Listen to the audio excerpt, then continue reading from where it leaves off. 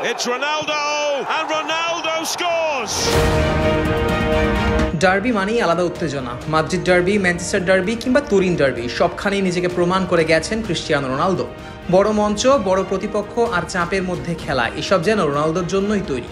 Saudi আরবের capital ডার্বিও তার ব্যতিক্রম নয়। তবে এতদিন একটাই আফসোস ছিল, আল হেলালের বিপক্ষে জয়ের স্বাদ ছিল না রোনালদোর আল নাসেরের।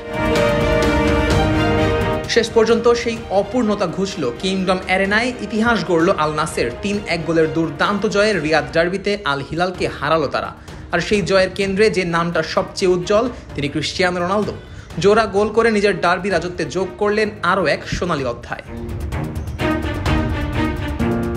২০২১ সালের পর এই প্রথম আল হিলালকে হারালো আল নাসের। টানা ১০ ম্যাচের হতাশা শেষে রিয়াদের আলো ঝলমলে রাতটা এবার তাদেরই দখলে।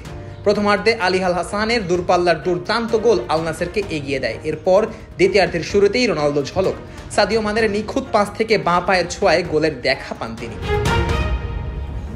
আল হিলাল একবার চেষ্টা করেছিল ম্যাচে ফেরার। ৬২ মিনিটে ব্যবধান কমালেও শেষ মুহূর্তে রোনালদোর পেনাল্টি গোল সব স্বপ্ন ভেঙে দেয় আল হিলালের। এই জয়ে সৌদি প্রো লিগে রোনালদোর গোল সংখ্যা দাঁড়ালো ৭০-এ। ক্লাব ও জাতীয় দল মিলিয়ে তার গোল মোট এখন ৯৩১। সেই বহু আলোচিত ১০০০ গোলের পথে আরও এক ধাপ এগিয়ে গেলেন পর্তুগিজ এই মহাতারকা।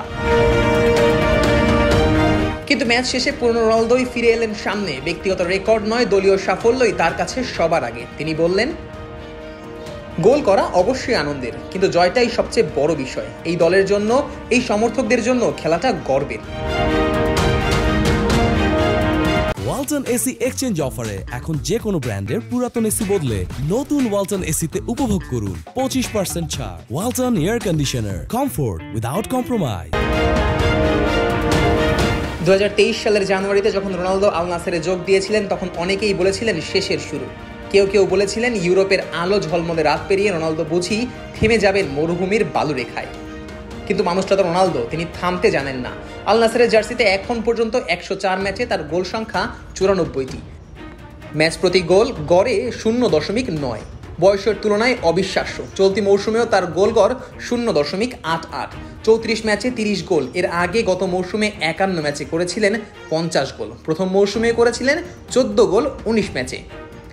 অর্থাৎ সৌদি আরবে এসেও গোলের ক্ষুধাটা একটুও কমেনি, বরং সময়ের সঙ্গে আরও ধারালো হয়েছেন তিনি। এখন প্রশ্ন একটাই, ইতিহাসের সেই বহুল প্রতীক্ষিত মাইল ফলক কবে আসবে? কবে স্পর্শ করবেন ১০০০ গোলের সোনালী সংখ্যা? স্প্যানিশ দৈনিক মার্কা বলছে, যদি এমন পারফরমেন্স ধরে রাখতে পারেন তবে ২০২৭ সালের মধ্যেই সেই ইতিহাস লেখা হয়ে যাবে। শর্ত একটাই, রোনালদোকে আরও অন্তত ২ বছর খেলতে হবে।